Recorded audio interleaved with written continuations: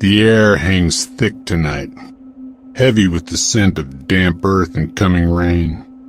It's the kind of night that clings to your skin, a damp shroud in the suffocating quiet of harvest season. They call this town Havenwood, a cruel joke if you ask me. There's no heaven here, not when the corn stands tall and the moon hides its face. Every year, it's the same story, the same tension simmering just beneath the surface of this sleepy, forgotten place. The old folks whisper it, the kids dare each other with it, but no one really wants to believe. They don't want to see what's right in front of their eyes, stitched together with burlap and straw. I never paid the stories much mind, just local color, something to spook the tourists if we ever got any. A bleeding scarecrow? Sounded like something cooked up after too many late nights at the town's only bar. But tonight, something dragged me out here. Call it a gut feeling, a cold dread that settled in my bones and wouldn't let me rest. So here I am, parked in my beat-up Ford at the edge of Miller's Field, staring out at that solitary figure silhouetted against the bruised twilight sky. The wind rustles the corn, making it sound like 1,000 hushed voices sharing a terrible secret. That's when I see it. A single dark drop. It pools at the tip of a straw finger before falling, a dark ruby stain on the dry dirt below. Then another, and another. It's not rain. It's thick, viscous, and unnervingly red under the weak glow of my truck's headlights. The scarecrow is bleeding. Trickles down its burlap face, soaking into the patched flannel of its shirt, dripping from its outstretched arms. The stories, the whispers, they weren't just stories. The whispers, the whispers, they weren't just stories. The whispers, they weren't just stories. They were a warning. A cold, hard fact of life and death in this cursed town. My breath catches in my throat. Ragged, tight thing. My hand shakes as I reach for the door handle, a primal urge to run screaming through my veins. But I can't look away. It's mesmerizing in the most horrific way possible. The blood isn't just dripping, it's seeping.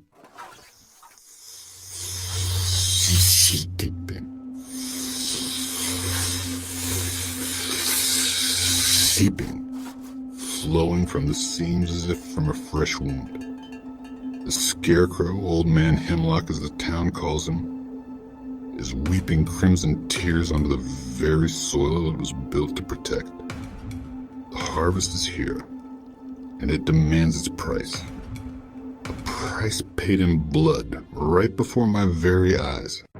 Panic is a cold fire that starts in your gut and spreads until it consumes everything. I slam my truck into reverse, tires screeching on the gravel road as I peel away from Miller's Field. My mind is a chaotic mess, replaying the image of the bleeding effigy over and over. The slick, dark liquid oozing from the burlap, the way it soaked into the straw, turning the golden strands into a matted, grotesque mess. I drive without thinking, the headlights cutting a frantic path through the oppressive darkness. My knuckles are white on the steering wheel, my heart pounding a frantic rhythm against my ribs, a drumbeat of pure, undiluted terror. By the time I burst through the doors of the Rusty Mug, the town's watering hole, I'm a mess of sweat and fear. The usual patrons look up from their beers, their faces a mixture of annoyance and curiosity. Old Man Fitzwilliam, the town's self-proclaimed historian, just grunts from his corner booth. I try to tell them what I saw, my voice cracking, the words tumbling out in a panicked rush. The scarecrow, I stammer. It's bleeding. In Miller's Field. I saw it. A few nervous chuckles ripple through the room, but nobody is truly laughing. They know the legends. They just choose to ignore them. Settle down, son, the bartender, burly man named Gus, says, polishing a glass with a dirty rag. You've had one too many, or the shadows are playing tricks on you. But his eyes betray a flicker of something else. Fear. I see it in all of them. They pretend it's folklore, a ghost story to tell around a campfire. But deep down, they know the harvest moon brings more than just a good crop. It brings a reckoning. The bleeding is a sign. an omen of the horror that is about to befall our quiet, unsuspecting town. No one wants to be the first to admit it.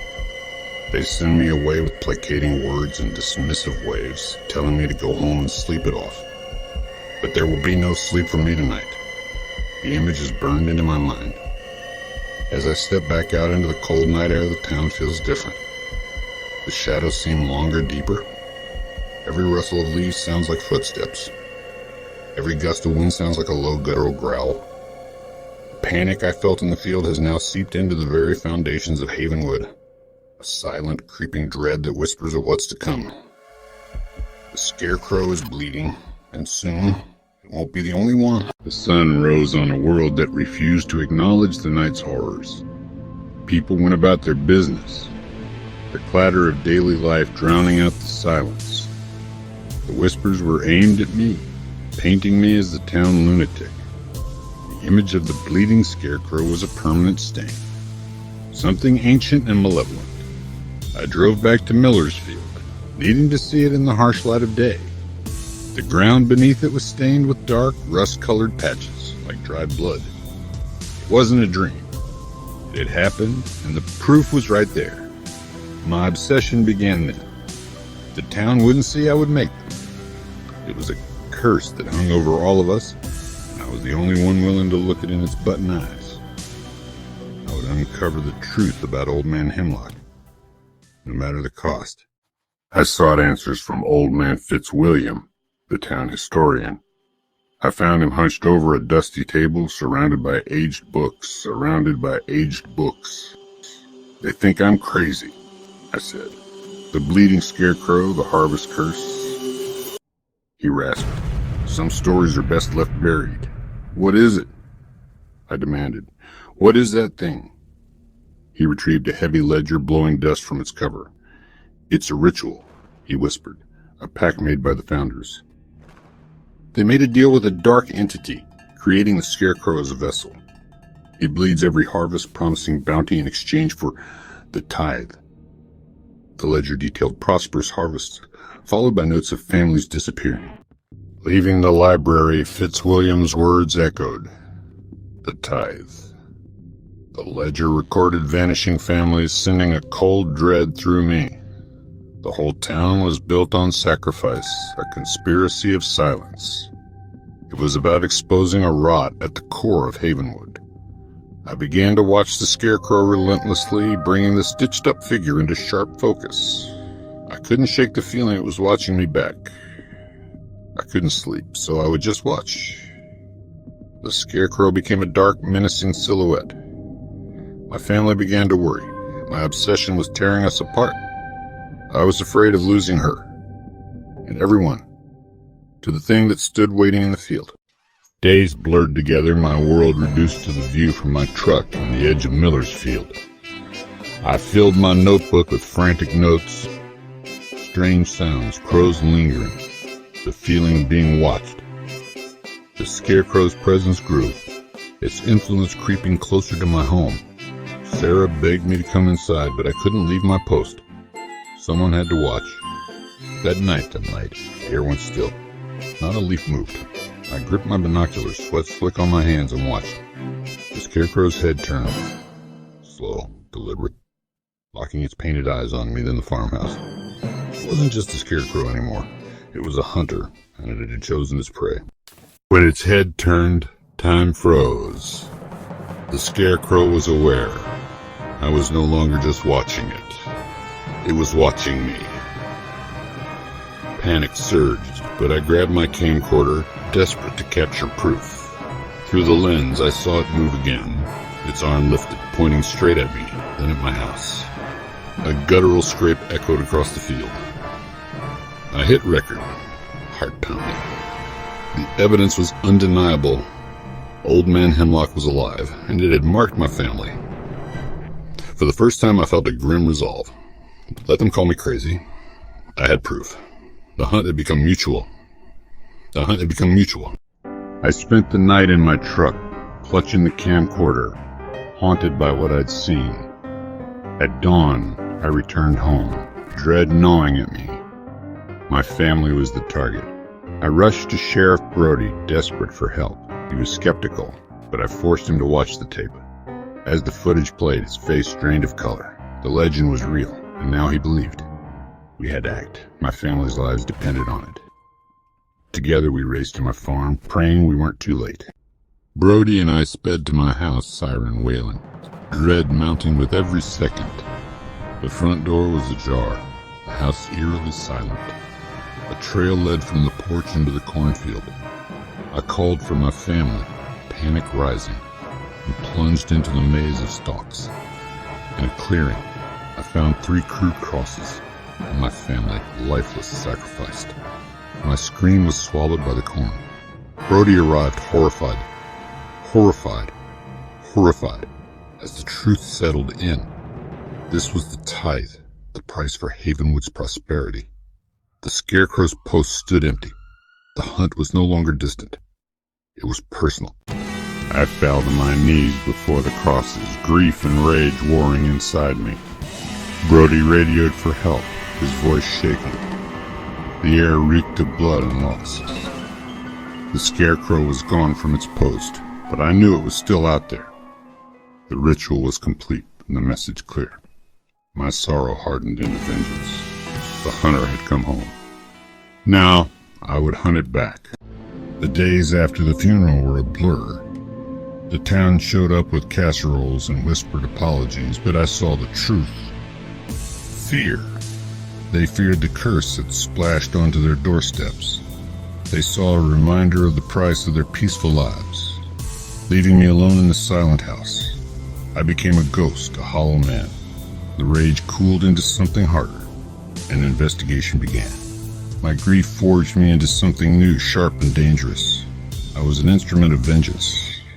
I was hunting the evil that had taken everything from me. The first night was the worst. As dusk settled, a new silence fell. I sat in the dark, shotgun across my lap, scanning the cornfield. I could feel its presence. The sound started just after midnight. A soft scraping against the house. Then came the whispers, a chilling mockery of human speech. It started leaving things trophies. A blood-stained piece of straw on my doormat. A child's shoelace tied to my truck. Each object, a calculated piece of psychological torture. It was always there, haunting the edges of my world. But with every whisper, my resolve hardened. I was learning to be angry instead. My grief-fueled investigation became my new religion. I turned the dining room, the place where my family used to share their meals, into a war room. The table was covered with maps of the town, of the surrounding fields. I tacked up Fitzwilliam's grim historical notes, the photos I'd taken of the blood-stained ground, and stills from the horrifying video I'd captured. It was a chaotic collage of obsession, a testament to my singular, burning purpose. I drew lines, connecting the dots between old disappearances and the location of the Scarecrow each harvest season. A pattern emerged, a hunting ground, and my farm was now the epicenter. I became a detective in a case no one else would touch. I spent my days poring over old almanacs and agricultural records, trying to understand the cycle of the curse. The tithe was always collected during the peak of the harvest moon, when the veil between worlds was thin. It needed the energy, the life force of the harvest itself. I realized the Scarecrow wasn't just a vessel, it was an anchor, a physical conduit for an ancient earthbound entity. It fed on the crops, and it fed on blood. To kill it, I couldn't just destroy the straw and burlap. I had to sever its connection to the land itself. This realization shifted my thinking from defense to offense. Barricading myself in the house was a fool's errand. I couldn't wait for it to come to me. I had to draw it out. I had to set a trap. My mind, once filled with thoughts of crop yields and family vacations, was now consumed with schematics for deadfalls, snares, and kill zones. Schematics for deadfalls, snares, and kill zones. I thought about fire. An old primal fear. A thing of straw and dry wood would be vulnerable to flames. The old barn at the edge of my property, filled with dry hay and flammable liquids, became the centerpiece of my plan. It would be the stage for our final confrontation. I worked with a feverish intensity, driven by caffeine and rage. During the day, I gathered my materials: cans of gasoline and kerosene, spools of tripwire, heavy-duty chains and steel bear traps I bought from a pawn shop 3 towns over. At night, I endured its torment, letting it think its psychological warfare was working. I let it see my lights on at all hours. I let it hear me pacing, muttering to myself. I wanted it to think I was breaking. I wanted it to grow confident, arrogant. Let the monster think it was driving the poor farmer mad. It would never suspect that the mouse was busy building a bigger, deadlier trap. The scarecrow grew bolder, its nightly visitations becoming more invasive. One night, I woke to tapping on my window. A straw-stuffed finger was tapping rhythmically on the glass. It was clinging to the side of my house like some monstrous insect. I channeled that fear into my work, preparing the barn. I rigged tripwires, connecting them to buckets of gasoline. I set the bear traps, covering them with hay. I chained the barn doors shut from the outside. As I worked, I'd catch glimpses of it standing at the edge of the cornfield, just watching me. It wasn't just trying to scare me anymore. It was trying to outthink me. I came back to the barn and found a message scratched into the dusty floor. 3 crude crosses. It was telling me it knew. One of us wasn't walking away from this. I had to force its hand.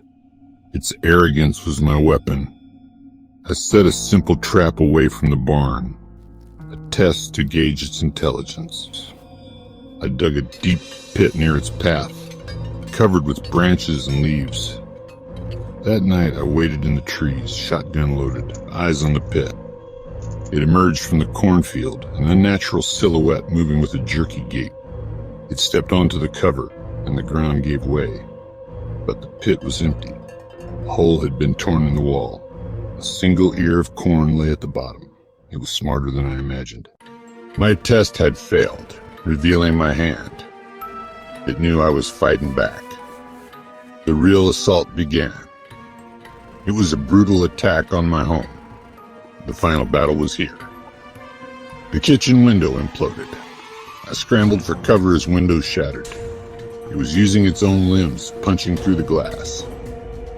The house groaned under the assault. I knew I couldn't stay. I had to get to the barn. The only way out was across the open yard, a suicide run. It was tearing at the back door. The time for running had begun. I burst from cover, sprinting through the wreckage. I threw myself out the side door. The yard was a gauntlet. Its shriek chased me. It was faster than I thought. The barn door was just ahead. I slammed into the barn door and scrambled inside. The scarecrow was right behind me. The heavy wooden doors swung shut. I was locked inside with the monster just as I had planned. Then the pounding began. It was trapped. I could see its shape now. Its button eyes seemed to glow. It knew I was in here with it.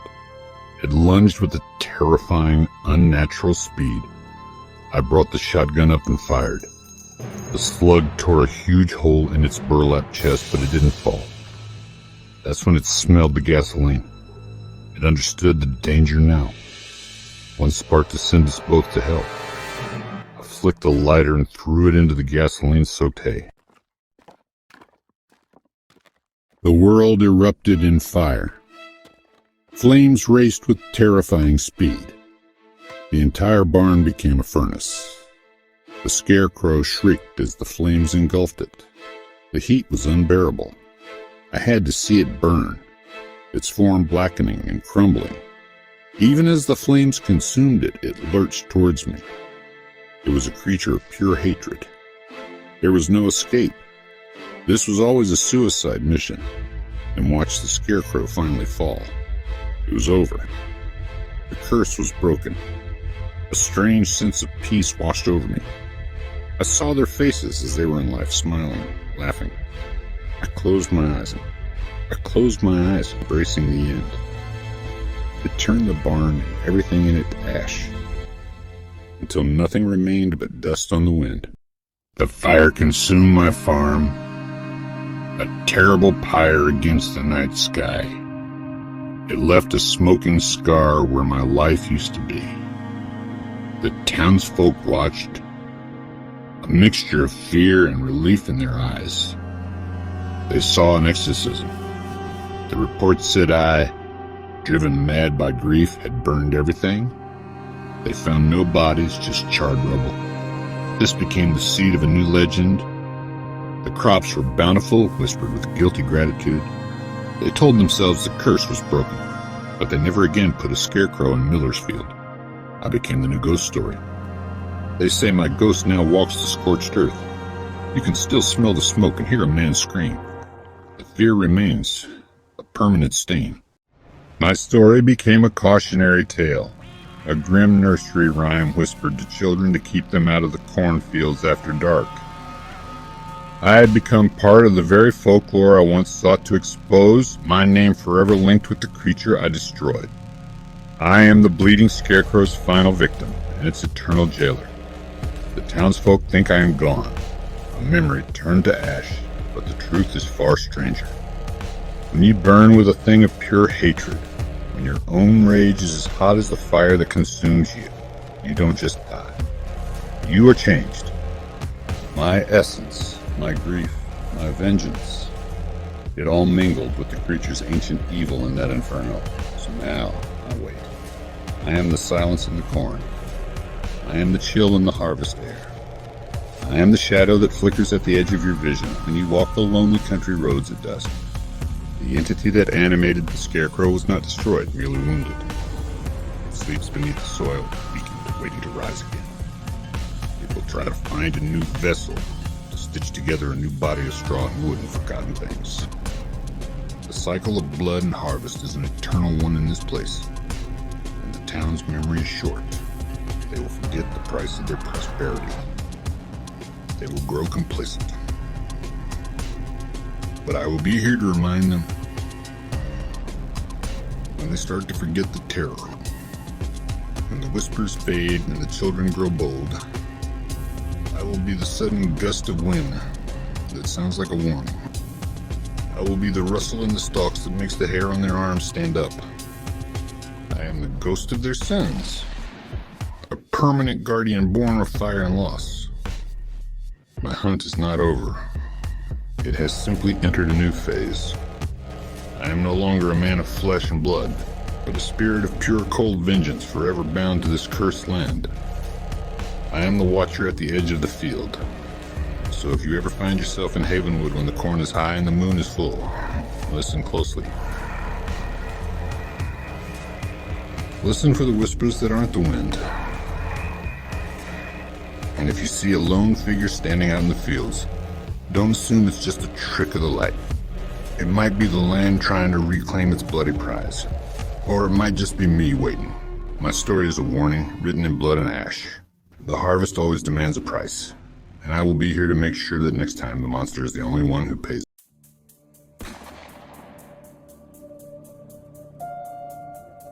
The city rain drummed on my windshield as I drove home, lost in routine. Suddenly, a black van slammed into me. Shadows pulled me from the wreck, their faces hidden by rain and darkness. A chemical cloth pressed to my face. As the world blurred, I realized this was no accident.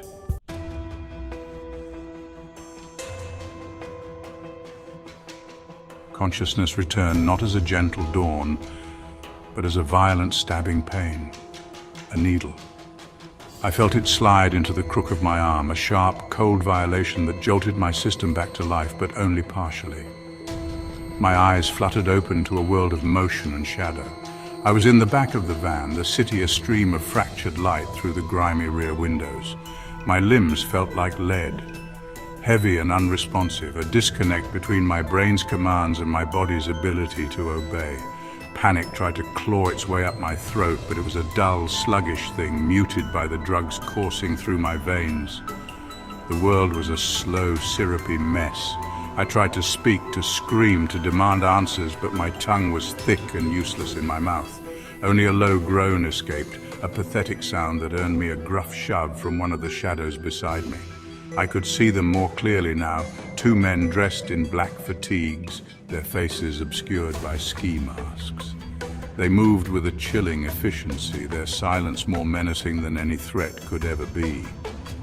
They were professionals, not street thugs. This was something organized, something cold and meticulously planned. I was not a victim of opportunity, I was a target. The thought sent a new, colder wave of dread through the chemical fog in my mind. The van rumbled on, a metal coffin on wheels carrying me to an unknown destination. Every bump in the road was a jolt of agony, a reminder of the raw powerlessness of my situation. I focused on the sounds, trying to piece together where they were taking me, the constant hum of the highway, the occasional roar of a passing truck, the rhythmic thump of the tires on pavement, but it all blended into a meaningless drone, offering no clues, no hope. My mind was a prison inside a prison, trapped in a body that wouldn't listen, hurtling through a night that had no end. The rage I felt earlier had cooled into a hard, dense knot of dread in my stomach. Then the motion changed. The van slowed, turning off the smooth highway onto a rougher surface. Gravel crunched under the tires. The engine whined as we climbed a steep incline. We were leaving the city behind, heading somewhere remote, somewhere isolated, somewhere no one would hear me scream. The back doors swung open, flooding the dark space with a harsh, sterile light. They grabbed me again, their grips unforgiving, and hauled me out into the cold night air. The drug was pulling me back under, the brief window of awareness closing fast. My last sight was a stark, brutalist concrete building against a starless sky before the darkness took me for good.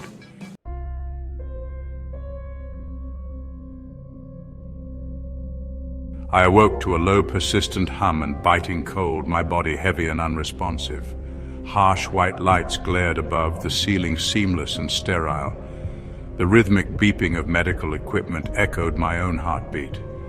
I lay exposed on a metal table, surrounded by surgical tools and IV lines. Fear and confusion clouded my mind. What had they done to me?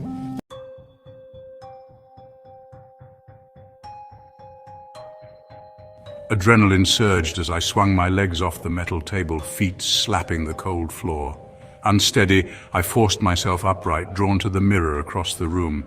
My reflection stared back. Grey eyes, angular jaw, a stranger's face. Panic rose. This wasn't a dream, and they had erased me, stitched a new identity onto my flesh.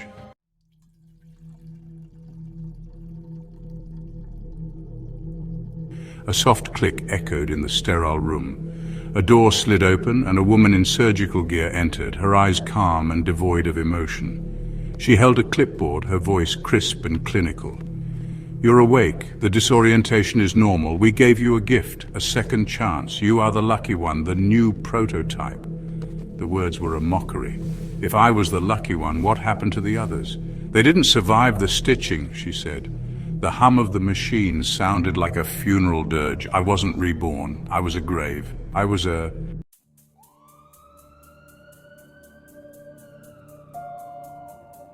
The doctor, clad in surgical gear, tapped her clipboard, the sound sharp in the sterile room.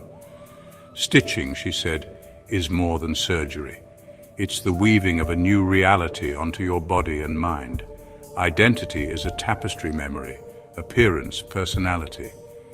We unpick, replace, and weave in new threads from a donor. The skin you wear belonged to another. His face is now your prison or your vessel. We flay donor and host, preserve the flesh, and connect nerve to nerve, capillary to capillary. One mistake, and the flesh rots away." I stared at my hands, feeling the ghost of 1,000 needles beneath the skin. Why, I managed to ask. The doctor smiled coldly. "Because we can. We are architects of the soul, and you are our masterpiece."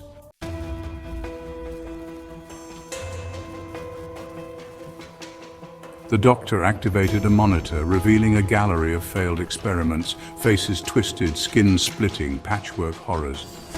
"These were the ones who didn't survive," she said. Their minds rejected the new flesh. The real challenge is the mind. Identity rejection syndrome. The psyche fights the alien body, leading to madness. We had to stitch the consciousness too, blur memories, overlay new ones until the mind accepts the new truth. I tried to remember my old face, but it was already fading. The doctor watched me. "Don't fight it," she said. "Your brain is rewriting itself. Soon the man you were will be a ghost. You will simply be you."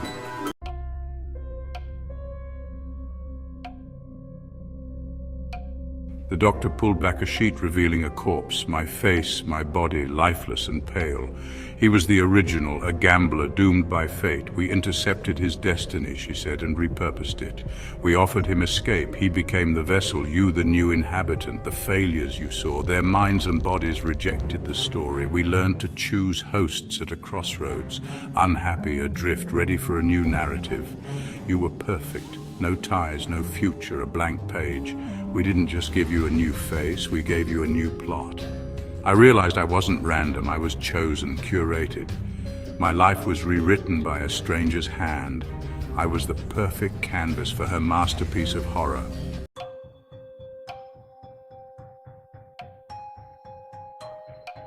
The doctor covered the corpse and turned to me. "The final element is purpose. We don't just give you a new body, we give you a new drive." The man on the table was a killer. That instinct is now stitched into you. You feel it, don't you? The calm, the focus, the predatory stillness. The old you is almost gone. "You are not a victim," she declared. "You are an upgrade. We stripped away your mundane shell and replaced it with a weapon. You are an asset, a tool. Your escape would only be the beginning of a new nightmare. I wore a dead man's face and carried his murderous soul."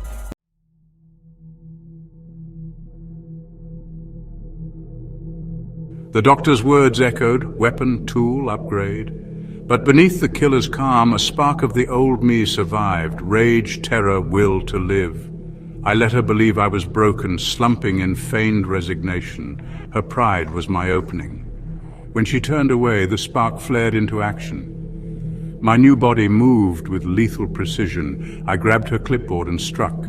She crumpled, silent. I stood over her, breathing hard. The first act of my new life, one of violence. The irony was not lost on me.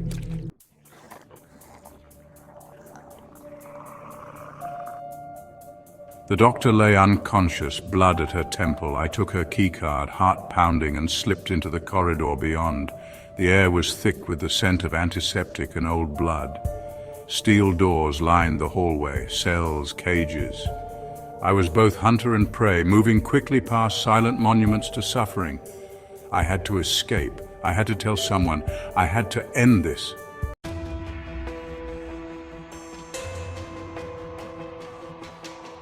As I moved deeper down the corridor, the smell of blood grew stronger, overpowering the sterile scent of antiseptic. It was fresh. Ahead of me, a heavy door stood slightly ajar, a sliver of harsh white light spilling out into the dim hallway. A low, wet, rhythmic sound came from within, a hacking, a chopping. My killer's instinct told me to retreat, to find another way. But the desperate man I used to be, the man who needed answers, pushed me forward. I moved toward the light, my steps silent, my body taut as a coiled spring. I had to see. I had to know the full extent of the nightmare I was a part of. I peered through the gap in the doorway. The room was another operating theater, but this one was not clean. It was a slaughterhouse. Blood was everywhere. It slicked the floor in deep crimson pools. It spattered the white walls in grotesque patterns. It dripped from the edges of a steel table in the center of the room. Two figures in bloody surgical gowns stood over the table, their backs to me. They were working intently, their movements brutal and efficient. They weren't surgeons, they were butchers. On the table lay what was left of a human body, and they were dismembering it with bone saws and heavy cleavers. They were harvesting. My stomach heaved, and I had to clamp a hand over my mouth to stifle a gag. This was the source of the parts. This is where the donors were processed. where human beings were reduced to a collection of tissues to be stitched onto others. One of the butchers grunted and lifted something from the mangled corpse, a section of skin, perfectly flayed, which he dropped into a chemical bath on a nearby cart. The casual, industrial nature of the act was the most horrific part. It was just a job to them, a messy but necessary step in the production line of their monstrous creations. They were monsters creating other monsters. Suddenly, one of the figures stopped his work and stiffened. He slowly turned his head as if he sensed my presence, as if he smelled a new animal in his territory. His mask was stained with blood, but his eyes, cold and dark, locked directly onto the crack in the door. He saw me. A low growl rumbled in his chest, and he lifted his cleaver, its edge gleaming red under the fluorescent lights. There was no thought, no hesitation. He was pure predatory instinct. He took a step toward the door, his partner now turning to see what had alerted him. The time for stealth was over. The hunt had begun. Panic and instinct warred within me. Two armed butchers burst from the abattoir. I ran barefoot, the sound of pursuit echoing in the corridor. At a junction, I chose right, only to find a dead end. Trapped, I faced my hunters as the cleaver was raised. My new life was about to end.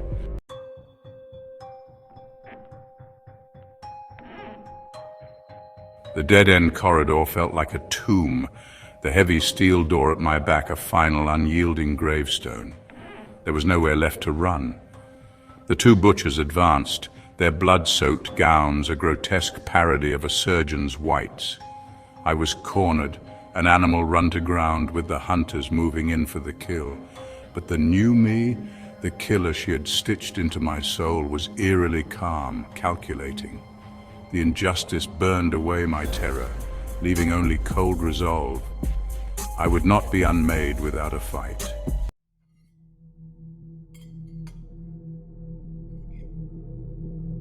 The butcher lunged, cleaver swinging for my neck.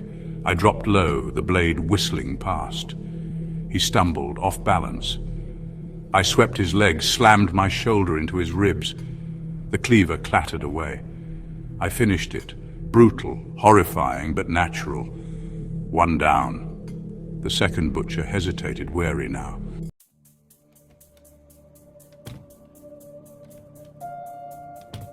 The second butcher stood frozen for a moment, his gaze shifting from his fallen comrade to me. The dynamic of the fight had irrevocably changed. I was no longer just a victim, I was a threat. His cautious posture told me everything I needed to know. He was a brute, a heavy hitter, but he wasn't a fighter. He was used to working on restrained subjects, on corpses. He wasn't prepared for a target that hit back this hard. I saw my chance and seized it. I dove for the fallen cleaver, my fingers wrapping around its solid, blood-slicked handle. The weight of it felt right in my hand. It felt like an extension of my own arm, a tool I knew how to use. He roared and charged, swinging the bone saw in a wild, desperate arc. It was a clumsy move, driven by rage rather than skill. I sidestepped easily, the saw's teeth cutting through empty air. As he blundered past, I brought the flat side of the cleaver down hard on the back of his wrist. I heard a sharp crack and he screamed, a high-pitched sound of pure agony. The bone saw dropped from his now useless hand, skittering across the floor. He clutched his broken wrist, his face a mask of pain and disbelief. He was disarmed, he was wounded, the fight was over, but my work wasn't.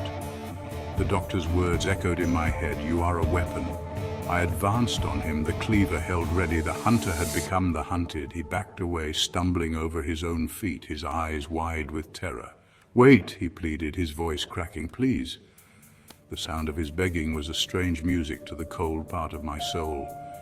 This was the man who carved up bodies, who participated in the creation of this hell. His plea for mercy was a hypocrisy so profound it was almost laughable. I thought of the man on the table whose face I now wore. I thought of the whimpering souls in the dark cells. They didn't get to plead, they didn't get a choice. My arm moved with a will of its own, a perfect, clean arc. The cleaver was not a clumsy weapon in my hand. It was an instrument. The butcher's plea was cut short as the blade struck him. Blood erupted, painting a fresh crimson splash across the pale concrete wall. He collapsed, his body joining his partner's on the floor of the corridor. Silence descended, broken only by my own ragged breathing. I stood there, surrounded by the carnage, the cleaver heavy in my hand. I had become the butcher. I had used their own tools against them, and in doing so, I had painted my own masterpiece of violence on the canvas of their workshop.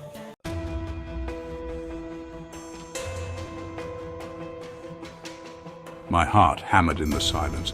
I stared at my bloodied hands, the bodies, the cleaver. Horror and grim satisfaction warred inside me. I staggered to the steel door, no handle, no escape. Then a hidden seam, a chute for disposing failures. Before I crawled in, I saw my reflection. Hard, resolute. The doctor hadn't just built a weapon. She'd forged a replacement. Me.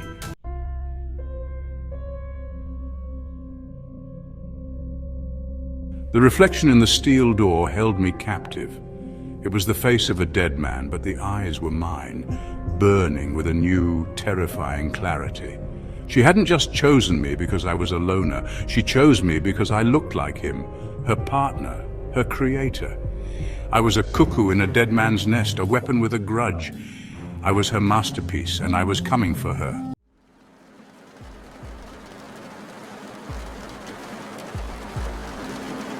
Rain lashed against the windows, a relentless barrage. We were cozy inside, fire crackling in the hearth. Mary sipped her tea, a contented smile on her face. I loved seeing her like that, at peace. We were supposed to be on vacation, a getaway to forget our troubles. Instead, we were stuck here, then darkness.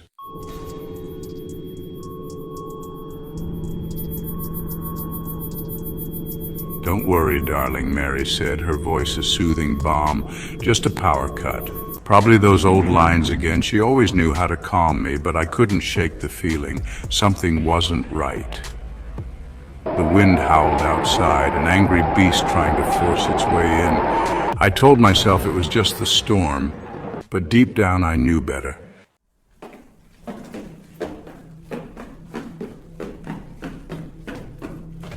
A low creak from upstairs shattered the silence. My blood ran cold. We were alone, or so we thought. "Just the wind, love," Mary said, but her voice wavered.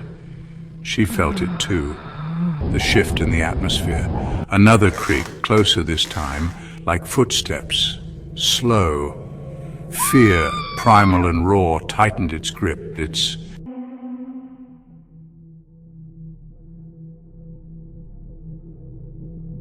Silence. It was deafening. Then a crash from the kitchen. Mary gasped, her hand flying to her mouth. I grabbed the fire poker, its weight oddly comforting. My heart hammered in my chest. "Stay here," I whispered, my voice a raspy growl. She nodded, her eyes wide with terror.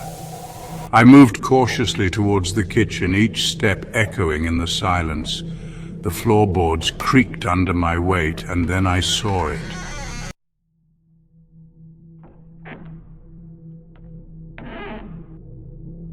The figure turned, a grotesque parody of a smile twisting its lips. It held up a hand, a single finger pressed to its lips. "Shh," it hissed, its voice a chilling whisper that sent shivers down my spine. He was toying with us, playing a game, and we were the pawns. The fire poker felt heavy in my hand, useless against this thing. "Who are you?" I croaked, my voice barely a whisper. "You'll find out," it whispered.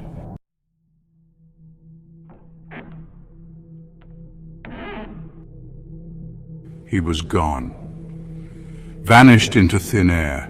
I stood there, heart pounding, trying to convince myself it had been a nightmare. But the shattered glass on the floor, the overturned chair, told a different story. I rushed back to Mary, her face ashen, her eyes wide with unspoken fear.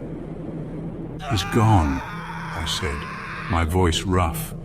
But even as I spoke the words, I knew it wasn't over.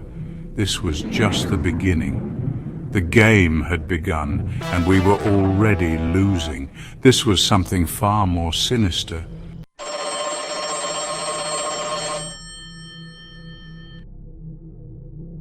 The silence was shattered by the shrill ring of the landline. Impossible. The power was still out.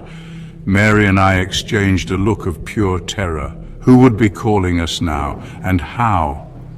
I cautiously approached the phone, each ring sending a fresh wave of fear through me. Pick it up or let it ring. My gut screamed at me to run, to get out while we still could. But something drew me to the phone, like a moth to a flame. Hello? My voice was a dry croak. Let's play a game.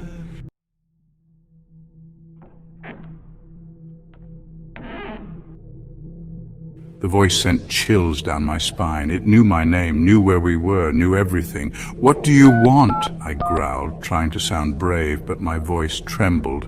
Find me, the voice hissed, before I find you. And then the line went dead. Hide and seek, a childish game. But this was no child's play. This was a hunt, and we were the prey.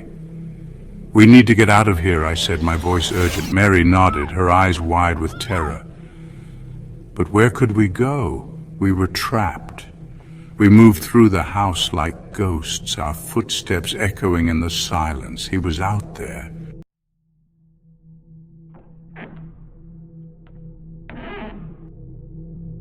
We reached the attic door, a last possible hiding place. As I reached for the handle, my fingers brushed against something cold and damp. I pulled my hand back with a gasp. Blood. It was covered in blood. Panic surged through me, threatening to overwhelm me. He'd been here, touched this very spot. The message was clear.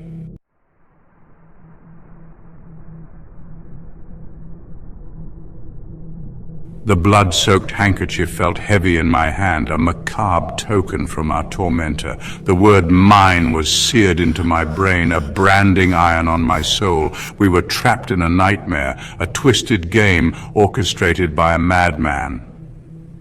Mary clutched my arm, her fingers digging into my flesh. Her eyes were wide with terror, reflecting the flickering light of the oil lamp I held. The attic was musty, filled with the ghosts of forgotten memories. Cobwebs hung from the rafters like macabre decorations. We were trapped, pawns in a game we didn't understand.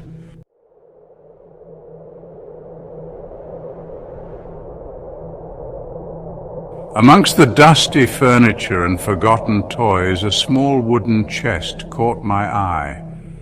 It was tucked away in a corner, hidden beneath a moth-eaten tapestry. I brushed away the dust, my fingers trembling with anticipation and dread. The chest was unlocked. Inside, I found a leather-bound diary, its pages brittle with age. The diary belonged to the previous owner of the house, a woman named Eleanor. Her words, penned in a spidery script, painted a chilling picture of her life within these walls. She too had experienced strange and unsettling events. Footsteps in the dead of night, whispers on the wind. She called him the Collector.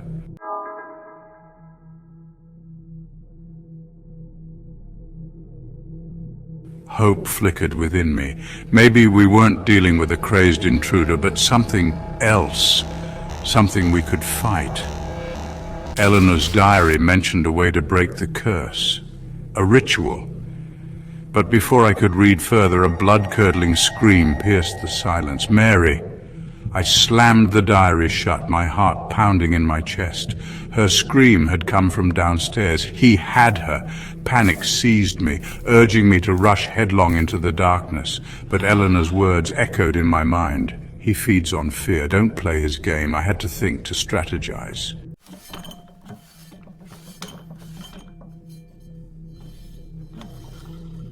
Eleanor's diary lay open on the floor, its secrets spilling out like blood from a wound. I couldn't save her, but maybe, just maybe, her words held the key to saving Mary. Her instructions were cryptic, referencing objects hidden within the house, imbued with a power she called the remnants of souls past. The first object, a silver locket, hidden within the eye socket of a porcelain doll. The image sent shivers down my spine. This wasn't just about survival. It was about playing his game, but what choice did I have? I had to find the locket.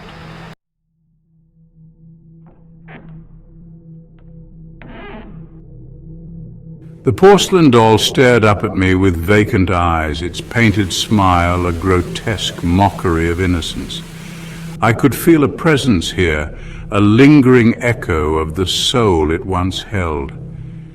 My hand trembled as I reached into the doll's hollow eye socket, my fingers closing around something cold and metallic, the locket. Inside, a faded photograph of a young woman with sad eyes.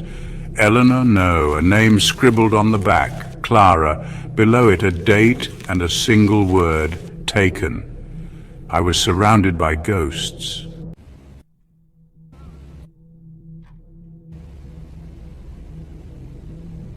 Eleanor's diary mentioned a grandfather clock, its pendulum silenced by the weight of 1,000 regrets.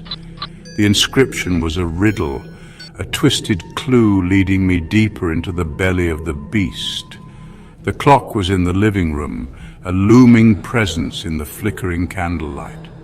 I could feel his eyes on me, a constant pressure against my skin, watching my every move, judging my every thought. The air was thick with anticipation, the silence stretched taut as a bowstring. The diary spoke of a key hidden within the clock, a key to unlock not a door but a truth that would break the cycle, end the game. But what if it was all a lie?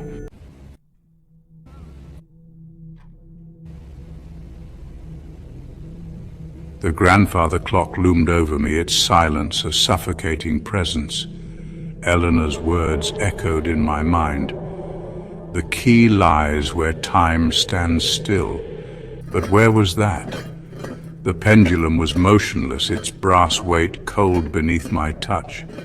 As I stared at my reflection in the polished brass, a chill ran down my spine. My face, contorted in fear and desperation, was slowly being replaced by another, a grotesque visage, all sharp angles and hollow eyes, a cruel smile twisting its lips. The collector, he was in the reflection, but also I realized with a dawning horror everywhere. He was the house, and the house was him.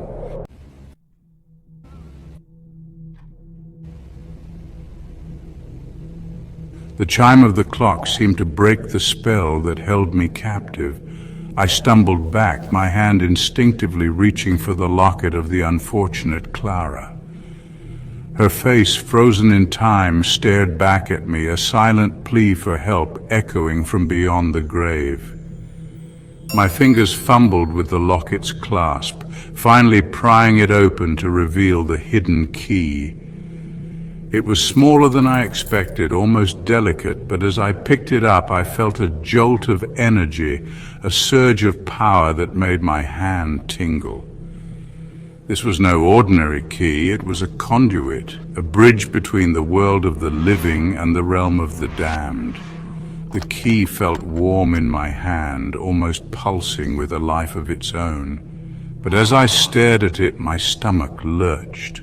The metal was no longer silver, but a sickly, tarnished gray, and staining it, slowly dripping from the intricate engravings, was blood, my blood.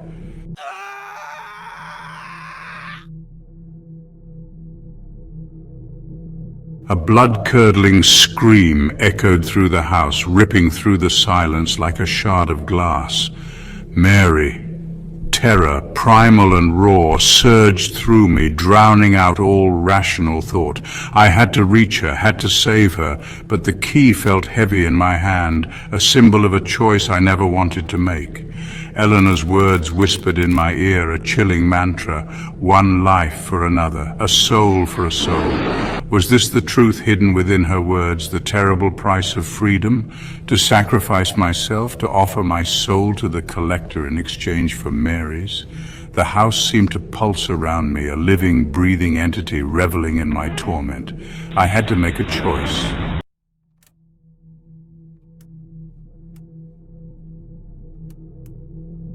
The key pulsed in my hand, a bloody metronome keeping time with my racing heart. Mary's screams were getting fainter, her lifeblood seeping away with every passing second. Eleanor's words echoed in the silence, a haunting reminder of the price I had to pay. One life for another, a soul for a soul. The house creaked around me, the walls seeming to close in, suffocating me. I could feel myself slipping, the edges of my sanity fraying like a rope stretched too thin. The collector's presence was overwhelming, a suffocating darkness that threatened to consume me. I closed my eyes, Mary's face etched with terror flashing before me. Her screams were a living nightmare, a constant reminder of my failure to protect her. The guilt was a physical weight crushing me, driving me to the brink of madness. But maybe, just maybe, I could make my descent count for something.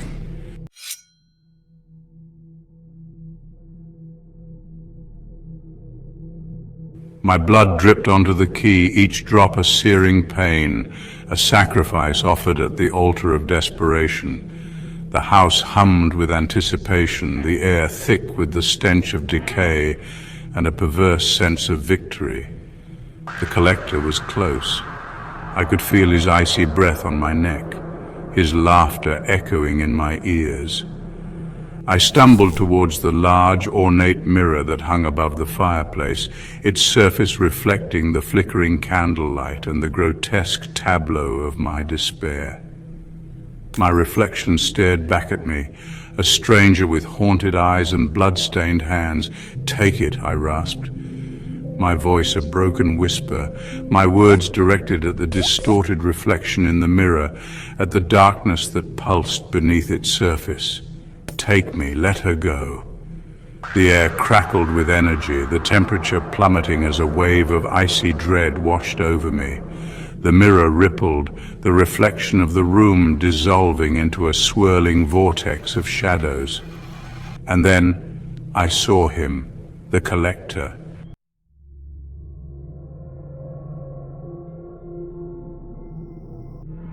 He emerged from the mirror, a figure woven from darkness and despair, his features shifting, never fully forming, his eyes, two burning embers in the void of his face, locked onto mine, a predator savoring the terror of its prey. He reached for the key, his touch sending a jolt of pain through my arm, a searing brand claiming me as his own. The house seemed to sigh, the air growing heavy, the temperature returning to a stifling, oppressive warmth. "A soul for a soul," he hissed, his voice a chorus of whispers, a cacophony of the damned, a debt paid in full. And then silence. The house was still. The air was clear. The only sound was the frantic thumping of my heart, a drumbeat of fear in the sudden quiet. I was alive, but Mary... I stumbled towards the front door, flinging it open to reveal the first light of dawn breaking over the horizon. The storm had passed, leaving behind a world washed clean, but the air still crackled with a lingering sense of unease. Something was different. The house.